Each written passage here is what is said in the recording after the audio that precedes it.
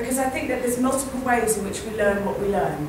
And I don't know about you, but if there's a sign that says wet paint, it is wet, but it might not have been wet. I mean, how long has the piece of paper been there? It could have been there ages, so I don't know if it's wet or not wet, so I have to touch it to find out if it's wet. And then I find out it was wet, or I find out it wasn't wet, and then I can take the paper away. But it's interesting, isn't it? Because we learn in different ways of learning, and yet we're told that the logical mind is the only way that you can actually learn. But we don't just learn with the logical mind. So I learn emotionally, very much so. So I don't know about you, but if somebody says something and I can feel it, I feel it to be true, I know it's true. And then if somebody kind of like tells me a story that is like a metaphor for something, I'm much more likely to remember the story than the scientific point that went with it. So how I learn and how I remember is I learn on a very personal level. Now when you're at school, you're taught to learn by repetition. You know, when you revise for your exams, that is repetition. So you're learning and you're going over and over and over something and you're clogging it into your brain. And yet, you play a piece of music from when I was at school, and within the first 2 or 3 bars, I can sing the whole thing. And yet, if you ask me what my times tables are, unless I do 1, 2, 2, 2, 2, 4, 3, 2, 6, I don't know. I still don't know. So in actual fact, remembering things in a linear sense really doesn't work for us, and yet that's how most of the education system teaches you how to be able to think.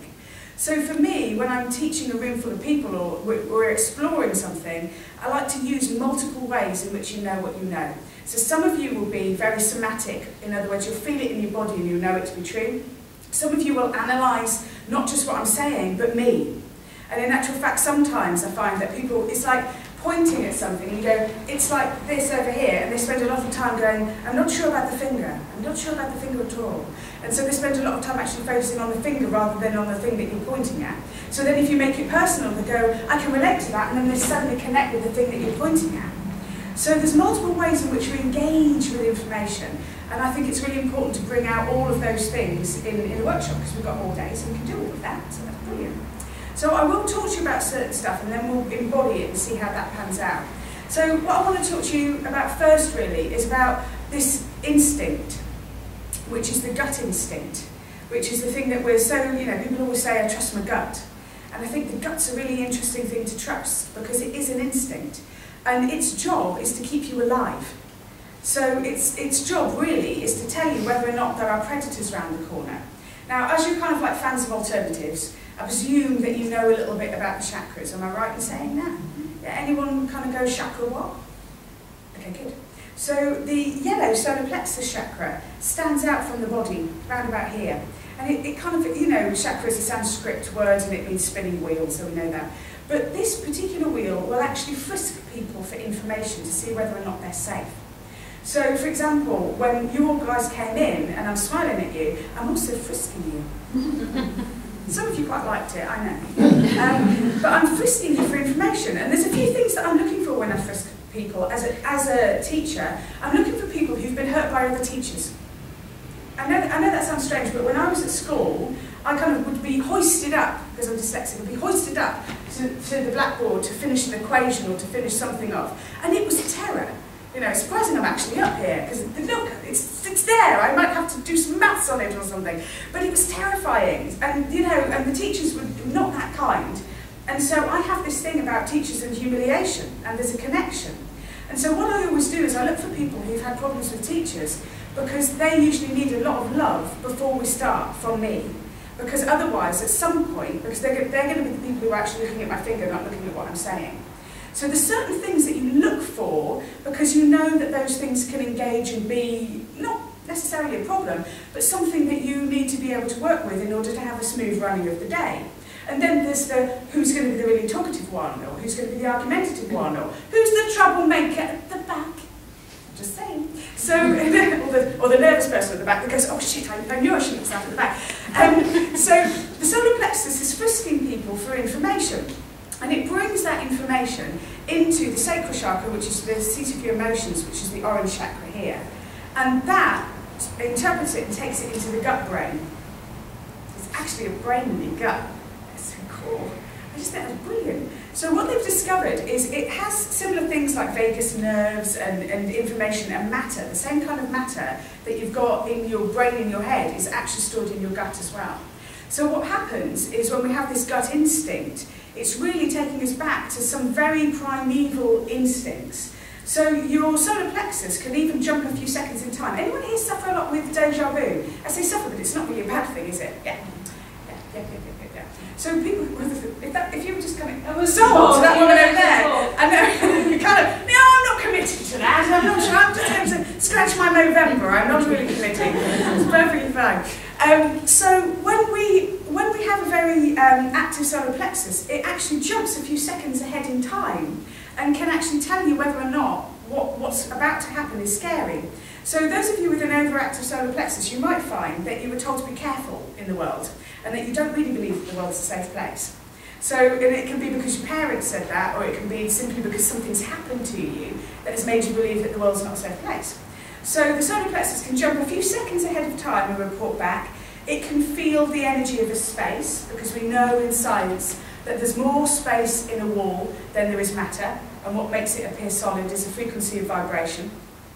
So with all of that, the solar plexus can also pick up what's been going on in the space before you arrived, which can be when you walk into a house and you go, oh, I don't like the energy in here. Or you walk into a new business and it feels kind of sticky, is probably the best way of explaining it. You know, you kind of get a sticky feeling from somewhere and you think, oh, it feels a bit grotty. You know, so that's your solar plexus coming back with information. And it comes back into the sacral chakra. Sacral chakra takes it into the gut brain, and then you might have symptoms like, oh, my stomach turned over. I felt really weird about that.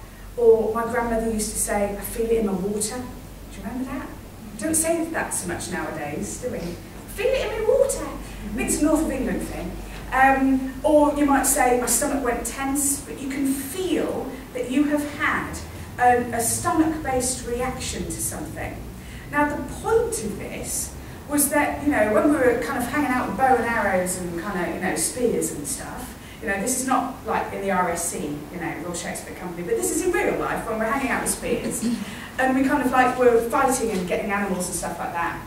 Our solar plexus was telling us whether or not round the next corner was going to be something scary, like a bear or something like that. Interesting. Or whether or not there was going to be kind of, you know, the neighbouring tribe was about to invade. So all of these things were really useful. And what it would create is one of the 4 Fs, which is a fight or flight response. But there's also fear, so there's freeze, food, flee. I always get this, there's too many Fs. Fear, right, so freeze. So that's when you go like that rabbit in headlights. Because the rabbit goes thumb. Then there's the run away, which is flee. Then there's fight, you know, the put 'em up. And then there's food, because it's one of the things that makes us overeat, because it means that you're trying to put fuel into the body for being able to run away or fight. And there is actually a 5th one, 5th F, which is fornicate, but I didn't put that one in the book. You could describe it with a completely different F, but we won't even go there. So the thing about that gut brain going into the world of the Fs, and we'll just use 2 Fs for now, which is the fight or flee. So it was going to be over fairly quickly, because either you did wrestle the saber-toothed tiger to the ground, unlikely, or you ran away and made it, because otherwise you were dead, really, and that was kind of like game over. And what the gut brain was doing was it was sending blood to the arms and legs so that you could do this fight or flight responses. Now what's interesting is what the blood was doing before it got sent to the arms and legs. And that was helping you digest food and also aiding the immune system, carrying the immune system's immunity around the body. Now of course, if it's not doing that, your immune system becomes compromised, which we know when people say, oh, you know, there's this idea that when you get stressed, because this is another mechanism of stress, because you've gone into fight or flight, so you're stressed. So when you get stressed, you know that your immune system becomes compromised. And people go, oh, I've got a cold, I'm down, I'm a bit stressed at the moment. And so that the immune system becomes a bit weakened. And also, people end up with digestional problems like IBS. I mean, there's a big onslaught of celiac disease. I know I've got it. It feels like it's contagious, but it isn't. But celiac disease is when you can't eat gluten. I think it was destined, really. It's almost like an occupational hazard. Because with my job, I'm constantly reading people from my gut, which is why I wanted to find another way of reading people, which is why I suddenly realised that there were two forms of intuition, but we'll come to that. So when the gut brain was sending this blood into the arms and legs, now it was fine when it was a fast response, and then the blood went back to doing what it was doing before. But now it's a slow response to things, because now we get freaked out over silly things like emails. When I was a kid, it was brown envelopes. My mum was terrified of brown envelopes. A brown envelope would come through the door, and it was always, she thought it was a demand, you know, for money. And so she'd clean the entire house. I tell you, I lived in the most spotless house ever, because we had a lot of brown envelopes. And so she'd clean the house, and then brown envelopes were bad if they went red on the inside, like the final demand. Do you remember these? You know, either that or you're very affluent, I don't know. But we had this in our house. So my mum would get stressed out, and of course, her cleaning the house is her going into the fight or flight response. So she's basically, the blood's gone into her arms and legs, the brown envelopes arrive, so she cleaned the house because she needed to do something physical to kind of like get over it. Nowadays, we just sit in front of the computer and emails come in and things happen and the phone rings, and we can get stressed out about pretty much anything and end up having that fight or flight response. Now, although I have said, and I always want to quantify this because this is really important, although I've talked about the immune system being compromised, and we know that the immune system is really important because we have cancer going on in our body all of the time, but the immune system keeps it down because it isn't like necessary. It's not really necessary anyway. But what happens is obviously if the immune system is compromised, then we get sick and we get things like cancers and we get things like stomach bugs and we get all of this stuff. However, it's a really, really interesting scientific thing that was done, and it was a little cheeky. And what they did was they you know when they survey a whole bunch of people, I don't know where they get these people, no one asks me, but they surveyed this whole bunch of people, and say for example it was 100 people, and they asked them, do you know, 100 people who are stressed, do you believe that stress is going to kill you, or do you believe that like stress is going to ruin your health? And basically, there was with 100 people, all the ones that said yes, they kind of marked that down, yes, I'm very worried about being stressed, and they were stressed about being stressed, which is twice the amount of stress. And then there was all of these people that basically said, no, not really, I quite like being stressed, I find it quite invigorating. Well then, 2 years later, they looked at the records of deaths and discovered that the people who believed that they were going to die of stress had a high percentage of death. The people who didn't believe it had a low percentage of death. So I'm just telling you that even though I am saying it can compromise, forget it and don't worry about it, because I do not want to be responsible for your death. I'm just saying. Because in actual fact, it's more about the state of how we see ourselves more than anything else. It's about the thoughts that we have in our head, which is why today's workshop is particularly important, because I'm going to show you techniques to be able to get on top of the thoughts in your head so that you're in charge of the thoughts that you're having. The thinker is in charge of the thoughts.